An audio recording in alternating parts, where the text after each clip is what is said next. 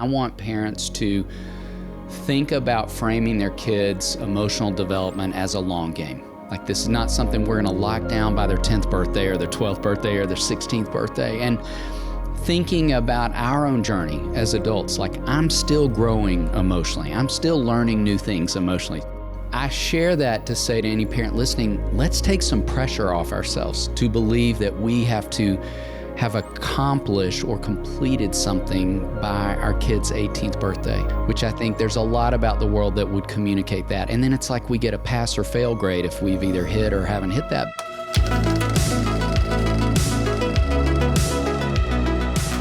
What happens when you lose your temper with your kids again? How do you raise boys with grit and emotional depth? How do you teach your kids to handle big feelings without shutting down or bottling everything up? And do you, as the parent, have the tools to regulate your own emotions? What do you do when yelling feels easier than connection? How do we break this cycle, even if we didn't grow up with the tools? We cover these questions and more, and trust me, this is an episode for everyone. Today, we're joined by David Thomas, Executive Director of Daystar Counseling in Nashville and co-host of the wildly popular show, Raising Boys and Girls. This show has over 11 million downloads. He is in high demand as a speaker and frequent guest on national television, radio, and podcasts, and has been featured in publications like The Washington Post and USA Today. He has helped thousands of families through his counseling, through his therapy, to walk through big emotions, resilience, and real repair. Before we get into this episode, I want to remind you to subscribe if you watch the YouTube episodes, and if you listen to the Apple Podcasts, feel free to give it a 5-star review, give it a like, maybe a follow, hit that plus button. That helps us out a ton. And also, if you like these episodes, pass them on to friends. Word of mouth, we found, is the most powerful way for this show to grow. So if you are encouraged or you want to send this on to someone else, please pass it on to them. And just a quick reminder that episodes come out on Tuesdays at 5 a.m. So let's get to it. Welcome to the show, David. So glad you could be here with us. I'm so honored to be here. Thank you for the invitation. I did a listener's bag before this. I said, David Thomas is coming on the show. So I've got a list of questions from listeners and all that I'm very excited to get to. But I want to set up the conversation this way. I was listening to one of your podcasts, and it's a beautiful image of raising kids, especially raising boys. Me being a parent of 3 boys, it is at times intense. I mean, we feel like, are we doing good? Are we hurting them? Are we, crushing their spirit? Are we helping them regulate on their own? What are we doing? Is the punishment too strict? Is it not strict enough? I mean, it is, as you know, parenting does not come with a playbook. So anyways, I wanted to jump in this verse, and you'd mentioned this on one of your podcasts recently, but it's Psalm 127. Sons are heritage from the Lord, children a reward from him.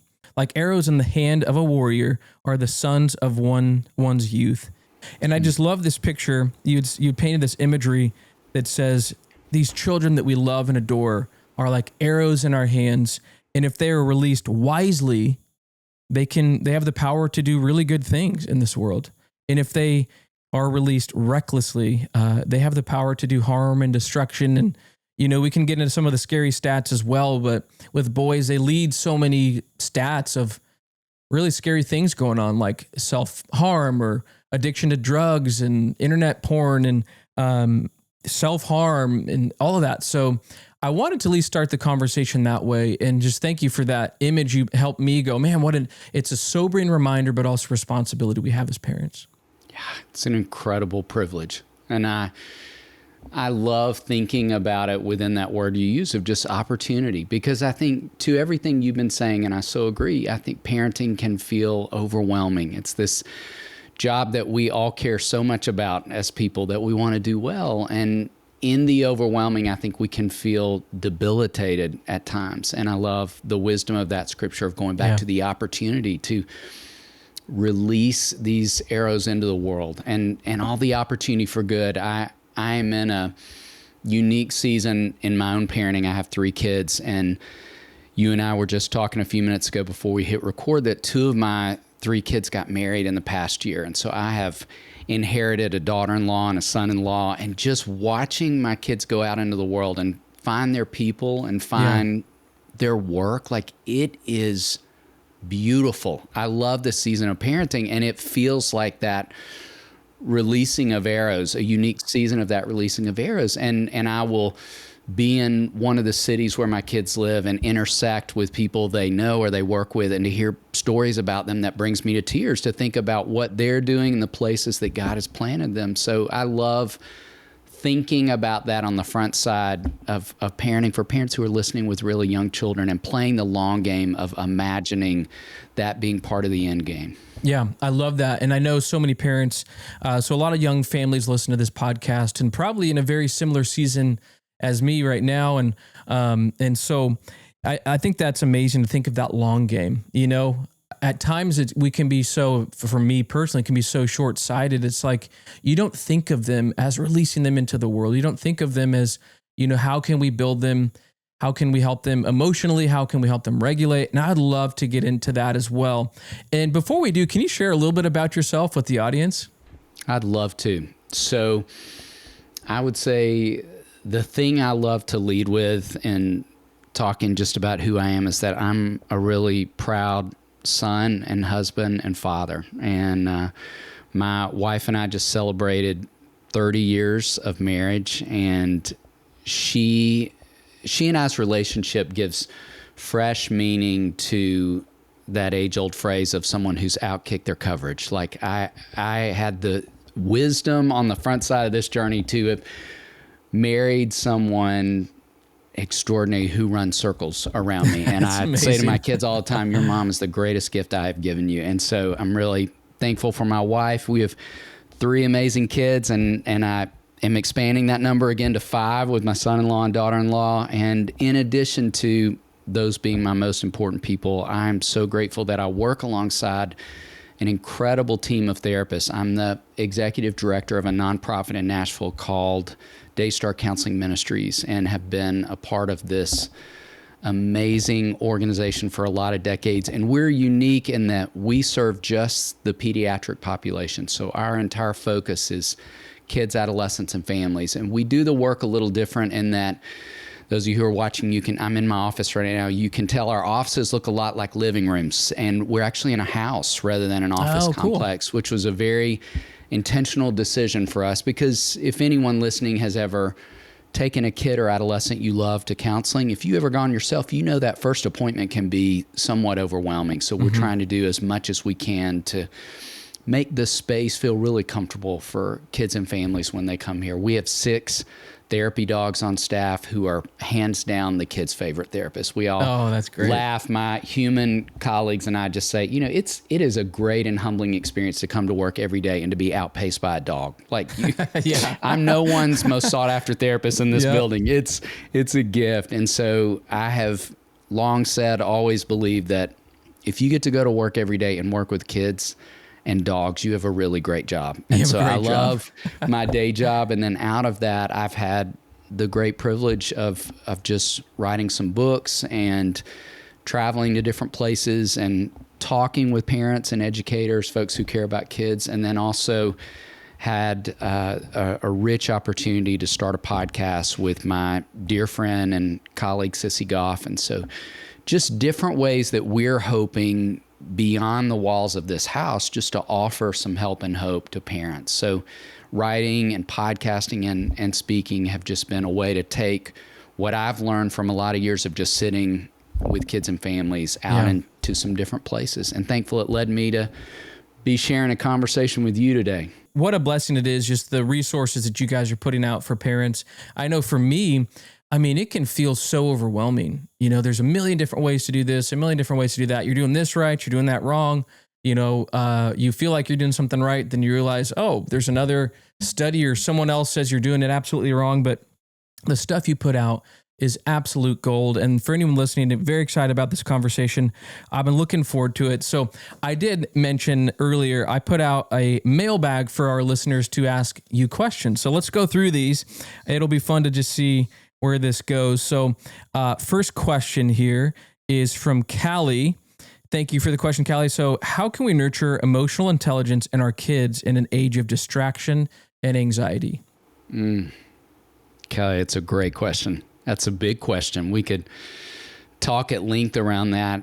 I would say two things come to mind in thinking about that question. I want, back to the language you and I used a few minutes ago, I want parents to think about framing their kids' emotional development as a long game. Like, this is not something we're going to lock down by their 10th birthday or their 12th birthday or their 16th birthday. Okay. And thinking about our own journey as adults, like, I'm still growing emotionally. I'm still learning new things emotionally. So I share that to say to any parent listening, let's take some pressure off ourselves to believe that we have to have accomplished or completed something by our kid's 18th birthday, which I think there's a lot about the world that would communicate that. And then it's like we get a pass or fail grade if we've either hit or haven't hit that. But the acknowledgement of we're all still growing and learning. So we're just getting to begin that journey with our kids of developing what I call emotional muscles that leads to emotional intelligence, to this great question. And I would say, secondly, I think the best way for us to do this is as parents by doing our own work. I would argue that I think the greatest gift we give the kids we love is doing our own work as parents. And that if I want to build emotional intelligence in my kids, I have to have some emotional intelligence myself. If I haven't done the work I need to do to clear whatever barriers may be a part of my own story that get in the way of me showing up and being the parent I want to be, then there just are going to be limitations on what I'm able to offer the kids I love. Because I have always believed, and there's overwhelming amounts of research to support this, that kids learn more from observation than information. So they're going to make the best connections by sitting front row and watching us, which, again, we could take on as pressure or as opportunity, back to you and I's first conversation. And I really want that to be opportunity, which means, here's more good news. Yeah. I'm going to blow it at times. And that's actually beneficial to my kids.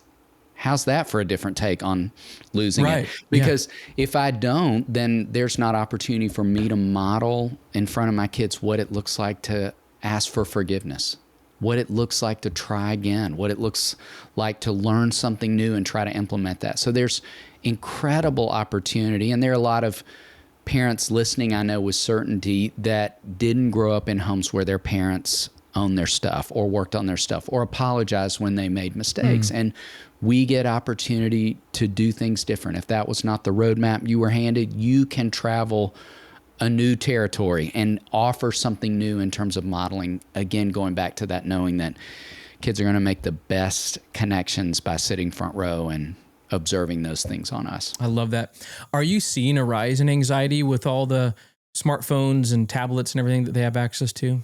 No doubt about it. And you know, I have repeatedly encouraged parents of pre-adolescence and certainly by mid-adolescence to read Jonathan Haidt's book, The Anxious Generation, which is an outstanding book, A, but B, you know, at this moment in time, a collection of some of the best, newest data. So really leaning into what we know right now. Now, we're going to know even more 20 years from now, but we have enough data on hand to confirm that if we hand devices over too early, or if we offer access to social media too early, like these different things that the research is currently telling us, we can set the stage or accelerate a vulnerability that may already be there to anxiety. So, you know, the current data would tell us that 1 in 4 kids struggle with anxiety, 1 in 3 adolescents, and although girls are twice as likely to struggle, there are plenty of boys who do. I don't love saying this next statistic, but it's important to say, and I want everybody to listen to me finish the sentence because you're going to potentially get a little caught up in the first part. You know, the current data would tell us that if you as a parent have anxiety yourself, your kids are 7 times more likely. Wow. So first, let's just say there's an invitation right there. If I'm a parent who struggles with anxiety, to do my own work. Because here's the end of the sentence, which I want to be so hopeful and encouraging for parents, is that if I do my own work, if I am invested in making sure that I work to manage my anxiety instead of it just spilling all over the place onto my kids, then I have the capacity to be the greatest agent of change. So a parent has a greater capacity to support a child's anxiety than I do as a therapist. Like, I could bring about impact and opportunity for growth, but I don't have the capacity to be the greatest agent of change for any child outside of my own 3 kids. So I want parents to feel encouraged by that, where I think we could feel buried in the first part of that data and Right. losing sight of the great reminder at the end of that data, which is there's a lot of opportunity, but it's right back to where we started. I have to do my work if I want to be that agent of change. So good. I love that.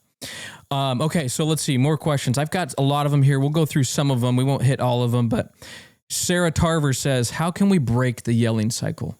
It's a great question. To the conversation we started with doing our own work, Richard Rohr once said that whatever we don't transform, we will transfer. And I know with a lot of certainty, having done this work for as many decades as I have, that there are a lot of parents listening who probably grew up in homes where there was a lot of yelling. And so that's familiar. And we are creatures of habit. We default to what's familiar even when it's not helpful, even when it's not healthy, even when it's unwanted, simply because it's known, which is where you're going to hear me keep going back to that invitation of doing our own work, because then I get to transform something instead of just transferring it over. And I'd also say to the apologizing for the moments when it happens, and it just will happen. Yeah. No parent is exempt from that. Even if you didn't grow up in a home with a lot of yelling, we're going to find ourselves at the end of ourselves some moments of parenting where we're elevated, and where I think, you mentioned regulation a little bit earlier. I think the easiest thing for any of us to do as parents when our kids are dysregulated is to match their dysregulation. So I had a mom tell me one time, my daughter goes to 4 and I go to 5. She goes to 6, I jump to 8. Like, it's just like two. I can do that. It's the easiest thing to do. Yeah. We just match that dysregulation, as opposed to, our challenge to parents actually comes from a very wise dad who walked into our office and said at one point, he is a CEO of his company, and he said to one of my colleagues, I was at a training recently for executives, and the educator said, it is a leader's job to be the calmest person in the room.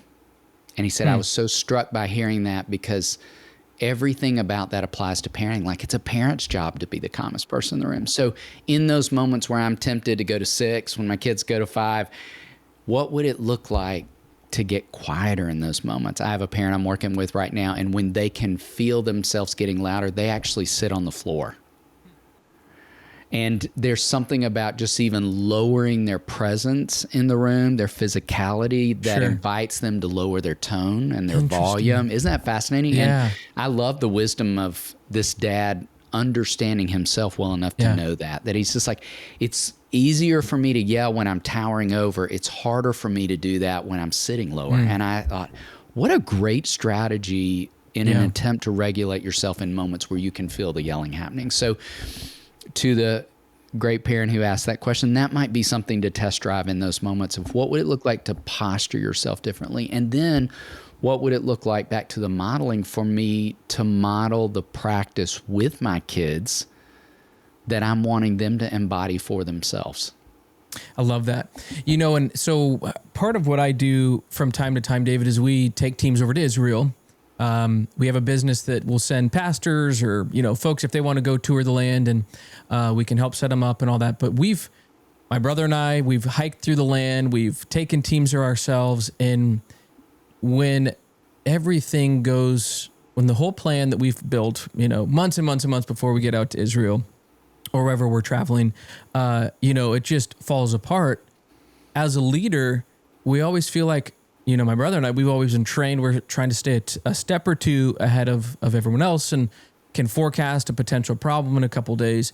But if things do implode, I feel like when there's panic, that's when we can kind of, be more calm and so to also do that in parenting, I think, is a great mental shift for me, going, I can do that in front of adults on the other side of the world, but I got to learn to do that with my own kids. Indeed.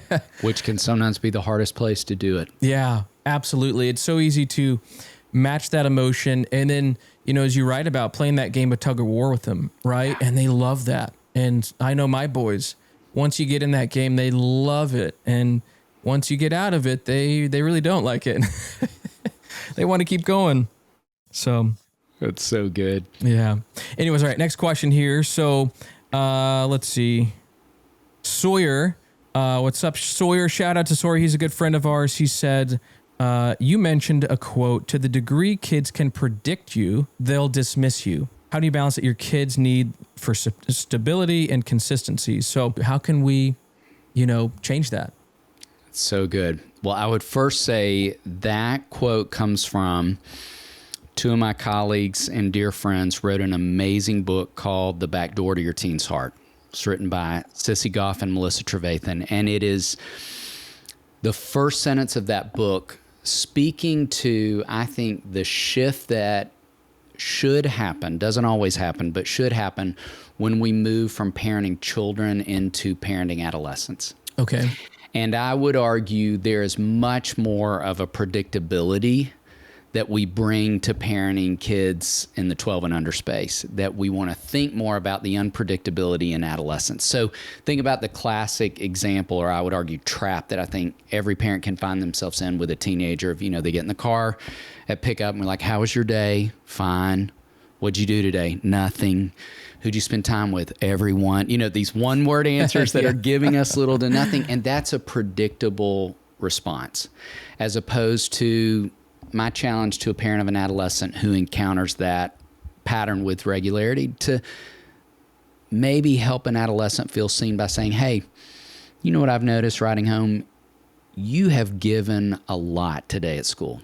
A lot of mental energy, a lot of relational energy, probably a lot of emotional energy. Would it feel good to ride home and just listen to music? Would it feel good to just ride home and listen to silence? And think about how an adolescent can't help but feel seen in that moment. Like, the way every one of us would when we've had an exhausting day and somebody acknowledges the heart of that. Mm-hmm. And then looking at, circling back at some point later in the day, after dinner, hey, we need to walk this energetic puppy of ours. Will you walk with me? And in that walking, we just start talking. And there's an unpredictability to that because nobody expected it to be happening then the way they expected it to be happening when they got in the car at pickup. Mm-hmm. And I'd also add to that the unpredictability of talking side by side. I think adolescents can feel threatened in too much eye to eye. A lot of kids can, for that matter. Yeah. And so there's something about being shoulder to shoulder that feels safer. And so we're real advocates of walking dogs. It's fascinating to me the great conversations families can have just in the midst of that one practice for all those reasons. But I think back to Sawyer's great question, I would argue a lot of predictability with younger kids because we know that they thrive in sameness and structure and routine and ritual. I've always laughed and said, we can study our preschool environments in particular, like where else on the planet would a human being go where you hang your backpack in the exact same cubby. You sit in the same spot at circle time. We wash our hands at 9:55. We have a snack at 10 o'clock. We have outdoor time at 10:30. Like everything is so ritualized. And preschool teachers aren't throwing you a curveball every few minutes. Like they're working within those routines because for young children, that feels so incredibly safe. So I'd argue a lot of predictability and sameness and structure and routine and ritual on the front side. Not that adolescents don't benefit from that. Please hear me say that. Yeah. But it is to say we want to be folding in a good amount of unpredictability, lest I think they start to dismiss us and just kind of zone out. I find with my oldest, he is that way where he'll come home from school, does not want to talk about it. Who'd you play with at recess? And just, Daddy, I don't want to talk about it, Okay. Got it. So then we'll go for a little bike ride. Hey, you want to go for a bike ride? And when we're on a bike ride, he's telling me about who he played with, who said what. Yes. Who's nice, who's not. I mean, he'll give me everything. So another thing is walking the dog, which we're going to start doing too. We just got a puppy, so pray for us there. Good for you. Good for you. Things are already crazy. Let's just add a little more chaos in the house. Let's just take it up a notch. Yeah. So, this has already been so incredible. So let's jump into some of the stuff that I was thinking would be great for the listeners is how do we teach our kids some emotional tools and actually ourselves as well as parents? I know we touched a little bit on that, but in your book, Raising Emotionally Strong Boys, which is an incredible book, Being a you. parent of 3 boys, just, oh my goodness, it's spoken to me. I would love to walk through just the 3 R's that you talk through in that book: to recognize, to regulate, and repair. And I have a lot of questions on the regulation, not just for parents, but not just for kids, but parents as well. So I'd love to hear a little bit about that. How can we as parents start to really maybe a good question to start with is, what age do you feel like this is appropriate to start recognizing these 3 R's and teaching them that? Well, I appreciate you even tabling the 3 R's, because I would argue, and I don't just say this based on the work I do, but I think my own journey in parenting, that I think practicing these 3 R's may be some of the most important work we do with our kids in general, in particular to their emotional development. And, remembering right now, let's just frame it by saying, teaching these 3 R's is what I think strengthens every relationship they're a part of. So their relationship with us as parents and kids, their relationship with their siblings, their friendships, their teacher and coach relationships, their grandparent, aunt, uncle. But these are the foundational tools that they will need themselves someday as husbands and wives and mothers and fathers and friends and coworkers. So I think they're foundational skills that not only impact their sense of well-being, but penetrate all interpersonal relationships. So good. I talk about how recognize is just to notice the signs and signals our body gives us that we're having an emotional response of some kind. And we teach it to kids sometimes like the dashboard of a car. We'll say, to kids, start watching your mom or dad's dashboard. To teenagers who drive, start paying closer attention to the fact that your car's going to cue you if the tire is low and you need to add some air, if the tank is low and you need to add gas, or maybe a bigger signal like the check engine light. And to stay with that analogy for 1 second, every one of us knows if I ignore those things, I'm going to end up on the side of the road. Right. If I pay attention to those things, if I attend to those things, then the car keeps running. If I add air and gas and take it into a mechanic periodically, well, it turns out the exact same thing is true for us in our bodies. You probably heard the classic work, the body keeps the score. It turns out that's 100% true. And so if for any one of us, we were to carry high levels of cortisol being the stress hormone for extended periods of time,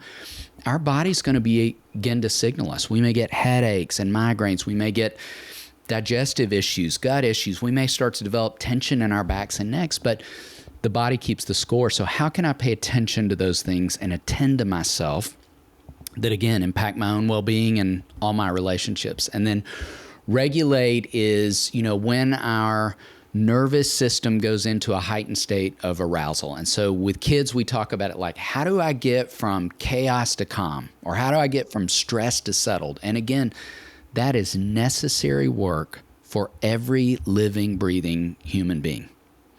And I don't think, to your great question, we can start any of this too early. In fact, I'm going to throw out an idea in just a second of how we could get started with really young kids to develop the 3 R's. And then repair is that third R is just simply to take ownership and do any needed relational work. And I talk a lot in the book about how, in my experience of doing this work for all these decades, I've noticed this distinctive pattern with boys in particular, but I certainly think girls could get stuck here as well, of swinging between blame and shame and struggling greatly to get to the healthy middle ground of ownership, which is what repair is all about. And, I think those are instinctive swings, and I think it goes all the way back to, let's laugh together, the Genesis narrative. When God confronted the first man on the planet, like, Adam, tell me what's going on. Think about it. It was immediate blame. The woman you gave me, she gave me this fruit. It's like, that is such a knee-jerk response, I think, for us. And so blame looks a lot of different ways. My sister made me angry. My teacher didn't teach it the right way. My coach won't give me enough playing time. And then I think blame is nothing more than discharge pain. That's my definition of blame. So say that again. I love that. Blame is nothing more than discharge pain. It's like, I feel yucky on the inside and I would like you to feel yucky for me. Okay. And shame is nothing more than self-contempt. So shame declarations with kids and adolescents, and I hear these every day in my work, are kids who like, I'm the worst person. They get in trouble. Everybody hates me. No one likes me. You wish I'd never been born. Like, that's just self-contempt. And neither of those swings is helpful. That's why we have to practice this third R of repair so that we can get to that healthy middle ground of ownership. And I think these 3 R's are, again, something we practice over and over and over. It's not like we develop full mastery around the 3 R's. Now, I would argue the longer we practice the first two, the better we get at recognizing and regulating. I think we actually need less repair. There's less cleanup on aisle 6 that is required if I get really good at the first 2 R's. But I mentioned a tool that I think helps, and this is something we could use with really young kids who can't even read. I'm such an advocate of having a basic feelings chart. In my perfect world, every family would have one hanging up on the refrigerator. Every classroom would have one hanging up somewhere in that space. I wish every workplace had one hanging up. And it serves as a tool akin to, think about how all of our elementary learning environments have the letters of the alphabet up somewhere, particularly kindergarten and first grade classrooms. And we know that because as we're teaching kids letters, which are the foundational building blocks of reading, letters form words, words form sentences. If kids can see the letters, it strengthens the connection. And the feelings chart is the exact same tool. If kids can just look at it, it strengthens the connection. And we can do this with kids who can't even read. Just point to the expression, and I encourage parents to name it. And to be using that language, we call it emotional vocabulary, over and over and over. So when our kids have an epic meltdown and there are no words within their declarations, just a lot of spewing emotion all over the place, that we can point to the expression. I can tell you're feeling frustrated because I said it's time to brush teeth and head toward bed. I can tell you're feeling angry because I said it's time to hand me your iPad. Whatever it may be, that we are folding in as much emotional vocabulary in the everyday, even in our reporting. So I want to challenge families, do this in what you're already doing. I'm not assigning extra work. When we're sitting around the dinner table together and, you know, your spouse asks you, how was your day? Now that you've heard this conversation you and I are having in the podcast, everyone listening, you can no longer say it was fine. I'm taking that option off the table, okay? FINE is an acronym for feelings in need of expression. That's what FINE is. I want kids to hear their parents say things like, you know what? I felt sad today. I think I said something that hurt a coworker's feelings, and I want to circle back and check in with them tomorrow. Do you see where I just modeled the first and third R in that one sentence? So good. You know, I felt overwhelmed today. I had to give a presentation to the board of directors and I didn't feel prepared. Like, just letting that language land on the kids in our sphere, knowing that, again, that modeling is happening. They're sitting front row. The connections are taking place. Their mirror neurons are firing. And so that is simply a practice I call narrating your experience. So to any parent listening, I would say that's the starting point for me. I want you to grab a feelings chart. We've got one on raisingboysandgirls.com, our website. You can download it there. Sweet. And then I want you to narrate your experience in the everyday, just as you're going along. If parents would practice just those two things with consistency, even all the way back to the first great question, I think that would build more emotional intelligence than about anything else. That's amazing. Let me ask you this. So when a kid's in the middle of a meltdown, it's, you know, maybe they don't even want to point to that chart. They don't even want to look at the chart. And does that then go into the second R, regulation? How do we get them to the point where, are there some tools for coping? Are there some ways that you found you're up here at a 10? How do we bring you back down to sea level? Yes. And then once they've kind of regulated, is that also another good time to point out, hey, I think what you were feeling is X, Y, Z, or is it tell me what you were feeling once they start to understand the chart a bit? I'd love to hear a little bit there, you know, because I know with our boys, just the regulation piece is really difficult, or just to get any sort of information across to them when they're really upset about something, it just kind of goes right over their head. Indeed. I love that you asked that question, because you are giving a perfect picture of when we want to reverse the first two. And I talk extensively about that in the book, of the rule of thumb of regulate first, talk second. And I think, to even your wisdom and how you ask that question, I think when kids are in a heightened state, when their nervous system is in a heightened state of arousal, our emotional brains are flying the plane. Our thinking brains actually go offline. Like, we've studied the neurochemistry of what's happening in these different moments when we become emotionally charged. And that's when we can shift into that fight, flight, or freeze state to where kids couldn't even name the emotions well if the feelings chart were in front of them. So it's where in the book I talk a lot about, in my ideal world, not only would every family have a feelings chart laying around, but every family would do a brainstorm session around what I call a top 5 list. Okay. And a top 5 list is just healthy coping skills. How do I get from stress to settled or chaos to calm? And to your great question specific to boys, I would say to any parent of boys listening, research has long told us that boys often have more physicality to their emotions. So it's why toddler age boys are more prone in a classroom setting to biting, hitting, kicking, screaming, throwing, yelling. Yep. It's why teenage boys are a little more prone to punching holes in drywall. Like, it's a need for release. And what I want every parent of a boy to hear me say is the need for release is not bad. Oh, okay. What I do with that physicality could be good or bad. So think on the wisdom of, I love Ephesians 4:26, in your anger, don't sin. Like, that's a great reminder from Scripture of, we're going to feel anger. Anger's not a bad emotion. But when it happens, I don't want to hurt myself or hurt others. It's not bad to feel anger. What I do with the anger is where it can turn good or bad. And so in those moments, I want boys to have a physical release so that it doesn't happen with a sibling, so that it doesn't happen with a parent, doesn't happen with a friend. So those of you watching our episode, you can see behind me on every piece of furniture, I have these giant oversized pillows. We use pillows a lot with kids, and that's a great concrete tool to teach this concept of regulation, where I would hold up the pillow and I would say, I want you to punch this pillow right now. And, kids are like, really? And I'm like, yeah, punch it hard, real hard. Try to knock it out of my hands. Next, I'm going to hand this pillow over. I want you to scream into this pillow. And then we talk about, if I scream at a pillow, the pillow's never hurt. If I scream at a person, the person is.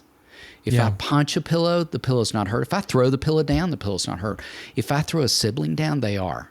And so it's this idea of, how could I create helpful release when I need that, so that I don't take that out on a person? Otherwise, I think the message kids often get from us is the message of, stop hitting, stop hurting, stop yelling, stop, whatever. We're saying what not to do, but we're not replacing that with what to do. So in essence, we have to settle into this reality in those, if that's the only messaging, if I'm only giving that much of instruction, then I am on some level saying, I need you to swallow that anger down. I need you to just stuff it down. Don't you dare let that anger come out.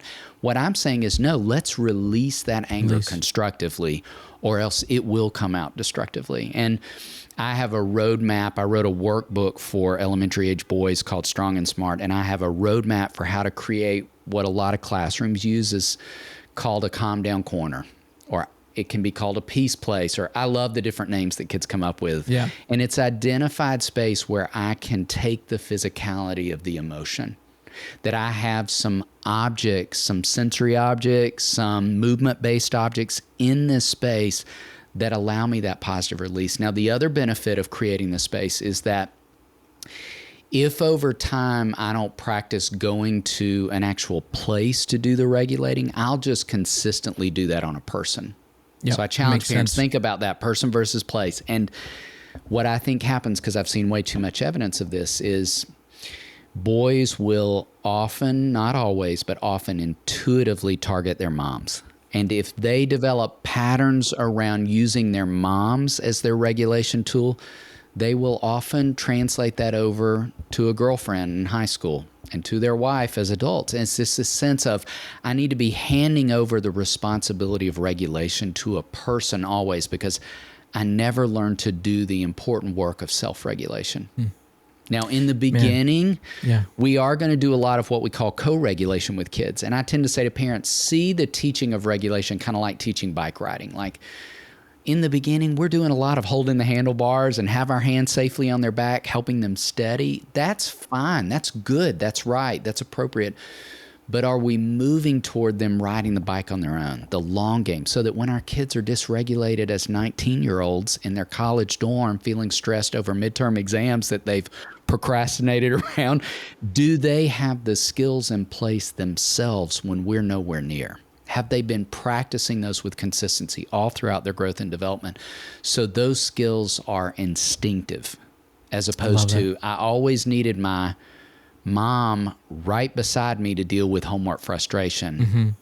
And then I don't have the skills to deal with that when I'm on my own out in the world.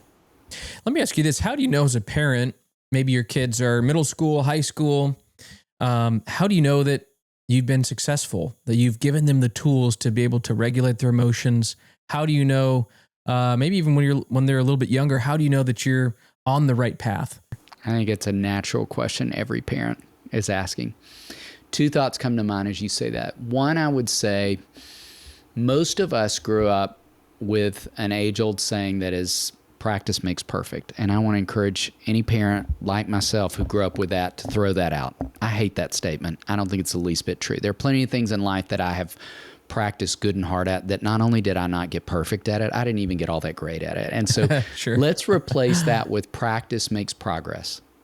And so I think to your question, the first thing I would say is as long as we see kids practicing in the direction of, to that ideal we just threw out, going to the calm down corner more often than not. I'll even encourage parents to create some incentives. You could jump online on Amazon and get a cheap bag of those little gold coins. They don't cost much at all, and put 2 jars in the calm down corner. And every time kids go there to practice regulation, even if the outcome's not ideal or exactly as we'd hope, let's drop a coin in the jar and let's create a tiered experience of when you get to 10 coins in the jar because you're practicing so hard, let's go get your favorite ice cream, whatever it may be. Some kind of incentive that kids are able to see visually the difference that happens when they're practicing in that direction of going to the space, a place versus a person.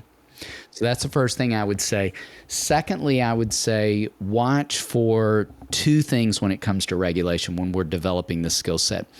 Watch for intensity and frequency. So the meltdowns are going to happen. That's just a part of growth and development. But when they happen, can kids rebound a little more quickly? Does it maybe not last as long as we're practicing these skills over time? And maybe it's happening less frequently. I had a parent tell me that yesterday. He said, you know what?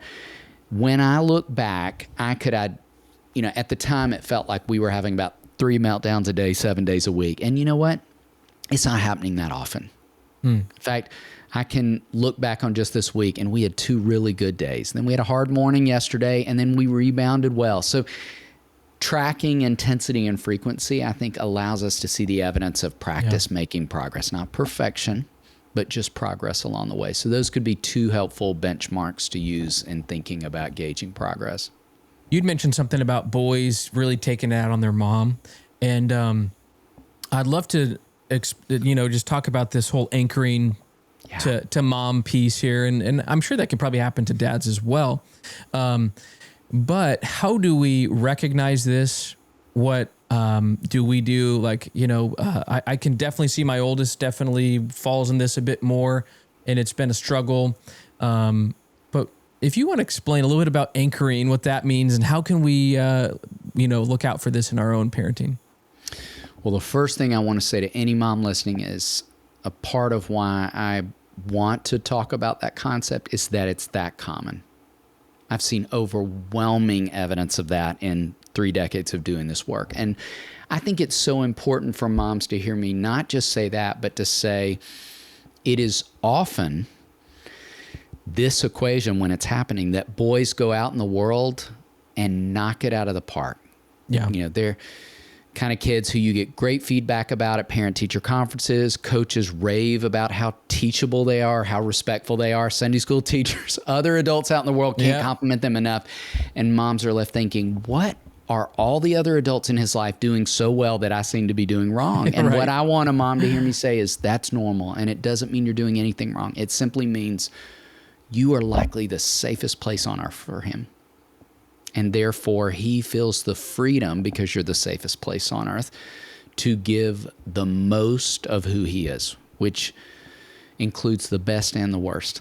Yeah. I wish it only included the best, but you get both sides You do, because yeah. you're that safe. So that's important to note first. Now, just because it's normal doesn't mean it's helpful. And we talked about the why. If we let him develop patterns around that, he will eventually likely translate that over to all the other primary females in his life. So it is important to interrupt anchoring. And that's a term I simply use to describe, it's a little like what we talked about with blame. You know, if I feel yucky on the inside, I'd like to tie an anchor around your waist and drag you to the bottom of the lake with me. That's what anchoring is. I feel dysregulated. I feel discomfort. I feel overwhelmed. I want you to take on this overwhelm is in essence what it is. And we aren't helping him by being his only resource. We talk a lot about how we want kids to develop resourcefulness, or else they'll use us as their primary resource consistently. So it's where this concept, and why I really did want to map it out in a clear, concrete way in the workbook, helps, I think, a lot of moms interrupt that pattern of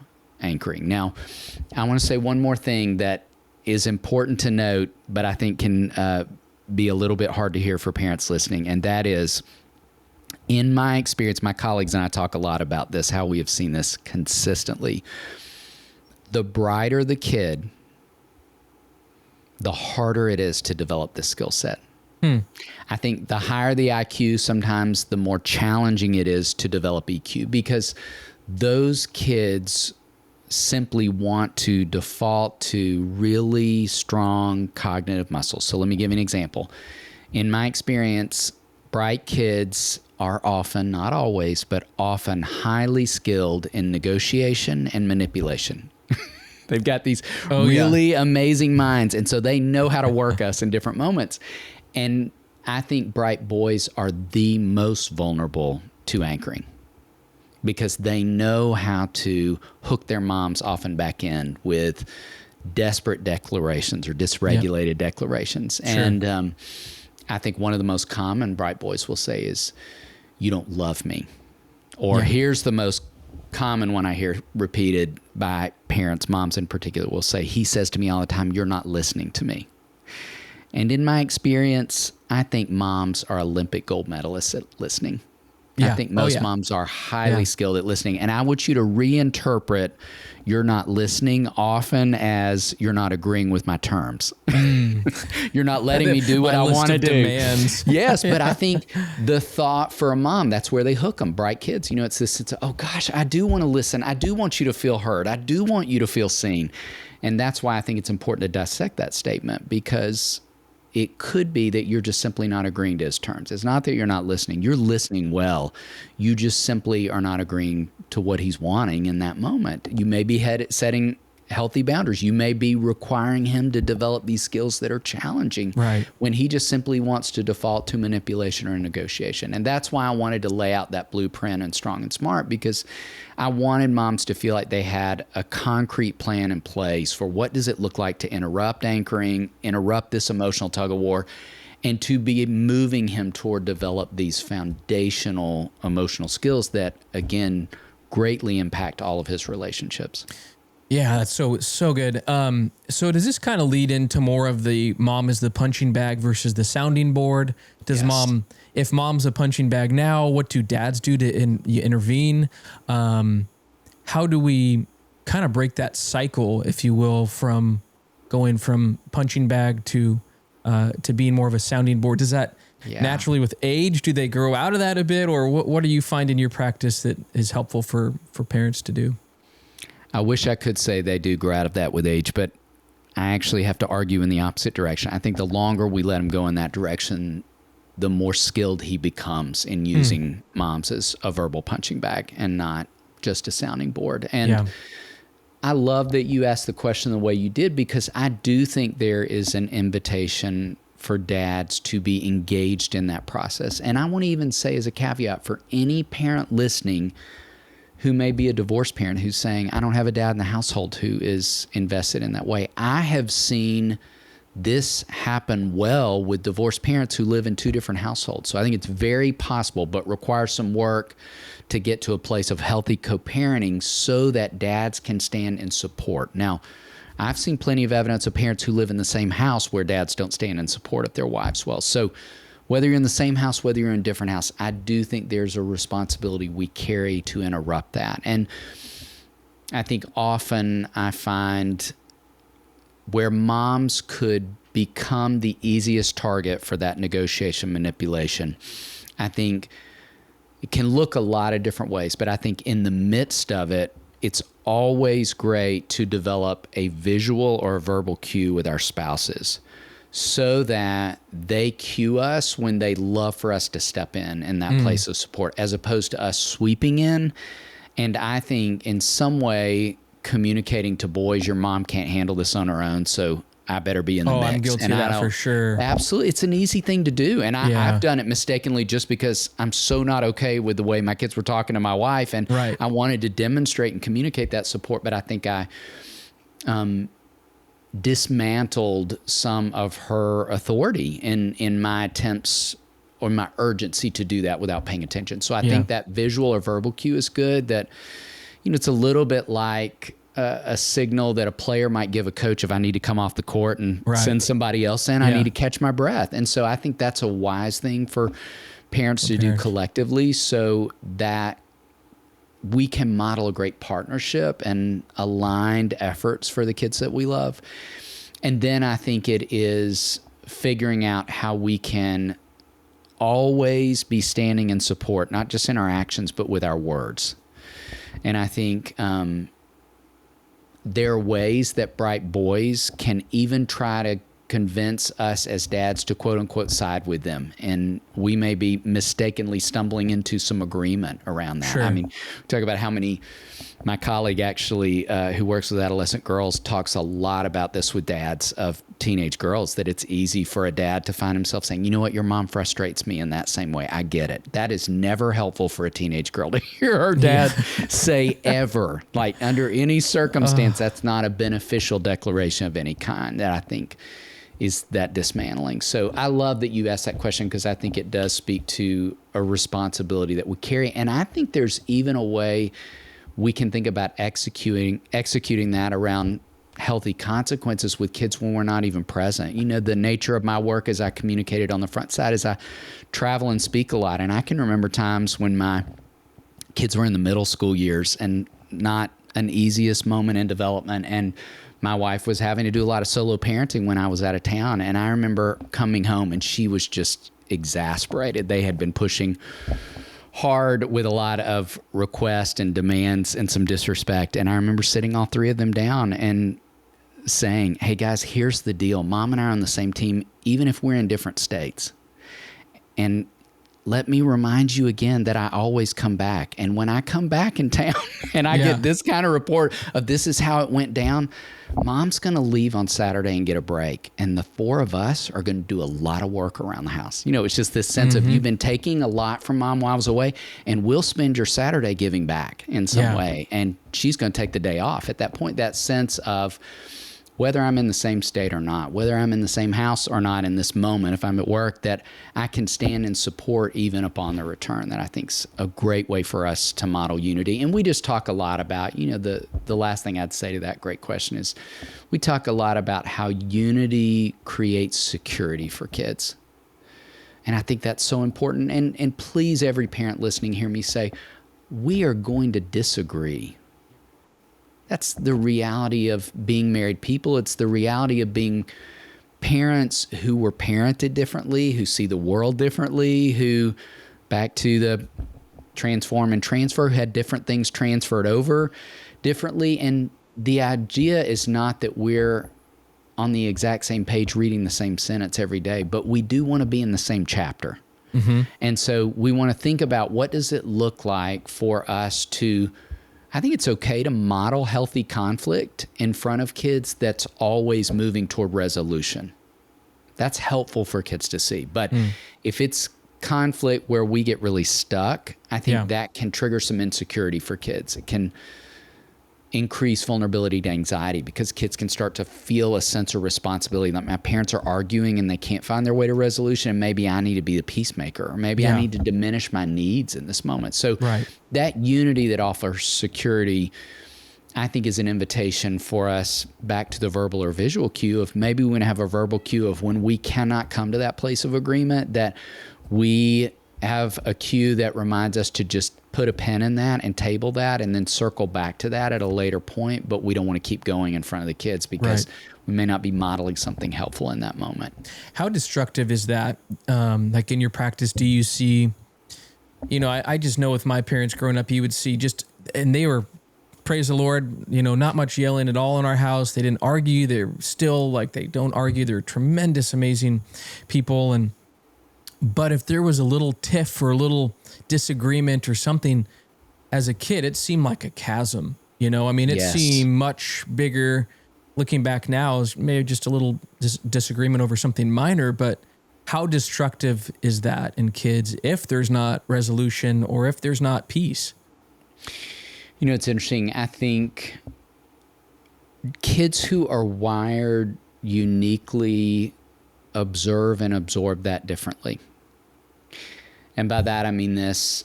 I have a vivid memory of my kids were really young. Like, I think my twin boys were preschool age. I think my daughter was early elementary at the time. And I remember where I was standing in the kitchen. My wife was at the stove cooking, and I was standing kind of in the doorway. My kids were sitting at the table already, and my wife and I were having this conversation, and I'm animated by nature. And so my tone often elevates, not necessarily like I'm yelling, but just I'm animated and telling a story sometimes. Yeah. And my wife and I were having this back and forth, and I even remember laughing in a couple of different moments, but I think my intensity increased. I know my intensity increased because one of my 3 kids who has off the charts emotional intelligence, I will never forget this moment. While we're talking, while I'm animated, got up from the table, walked over to my wife and gave her a hug from behind, and then walked back to the table and sat down. And I will never forget. I could picture it right now. It's one of my sons, and it stopped me in my tracks. And I remember, to your great question, thinking, he is absorbing this because he's a kid who feels things deeply and observes a lot. His antenna is high, as animosity. It felt animated to me, and I think it felt like animosity to him. And my wife and I both just stared at each other. We knew in that moment exactly what was happening. There was no specific reason he needed to get up. And the fact that he hugged her, like the sense of, I need to comfort mom right now. I think what registered in his little preschool body was, Dad seems loud and opinionated right now. I don't think he could even articulate that. But it's how it registered in him that I'm thankful that exchange took place, because it was that great reminder all throughout, not just his, but my other kids as well, like it's landing on them. And so it became this great reminder for my wife and I of just, we want to pay really close attention. So I will encourage parents, to your great question, often, that if you feel somewhat stuck and you sense that may be registering in ways that is difficult for kids to experience, I'll sometimes say, hold hands while you talk. So they get to see this visual of they're together even when they disagree about things, or hug each other at the end of the declaration. Let them see or make a declaration of affirmation. Like, I remember part of what I did with that exchange was just saying, do you guys know how awesome your mom is? Have I told you that today? Like some kind of declaration of affirmation that could be within that third R of repair in that moment. So all of it shared to say, I think it's wise if we as parents assume our kids have their thumb on the pulse of our family way more than we give them credit for. And to our conversation just now, some kids in particular, kids who feel deeply, kids who think deeply, very often are reading the room in moments we're not even aware of all of how it's happening. So I love that you asked that question. That's a great response. So kind of a final question to wrap things up here. What's something that concerns you today? What's a pattern you're seeing in culture today that's really concerning? And just for parents as they're listening, to keep an eye out for their own family. To the modeling piece that we talked about on the front side of our conversation, I want us not just to pay close attention what we're modeling in terms of our kids' emotional development. But even right back to our earlier conversation about technology, I very much want us to pay close attention to what we're modeling about having a healthy relationship with technology. And I think that could look a lot of different ways. I mean, I was with a adolescent not long ago who has his permit, working toward getting his license, and he commented, he said, you know, my mom is on me all the time about not texting and driving, but I see her look at her phone at red lights all the time. Yeah. That knowing my dad is on us about not bringing a device to the table, but he sometimes returns work emails while still talking, you know, like multitasking. So I want us to pay very close attention. I want us to pay close attention to our relationship with social media. And, you know, even what feels necessary at times in this day and age to document everything as opposed to just showing up and being present. My niece got married a couple of days ago, and my wife and I adore her, and we were there with our kids and taking in this beautiful celebration. My wife's like, don't forget to take pictures. And I was like, you know what, sweetie, I will, and I'm also not too, because I know they've got a photographer and a videographer, so everything's going to get captured and captured better than I can catch it on my iPhone, because I sometimes am so busy trying to capture that moment that I just miss the beauty of what's happening in front of me right now. Absolutely. And, you know, I think last thought to your great question is that I think we are living in a really complicated time in the world.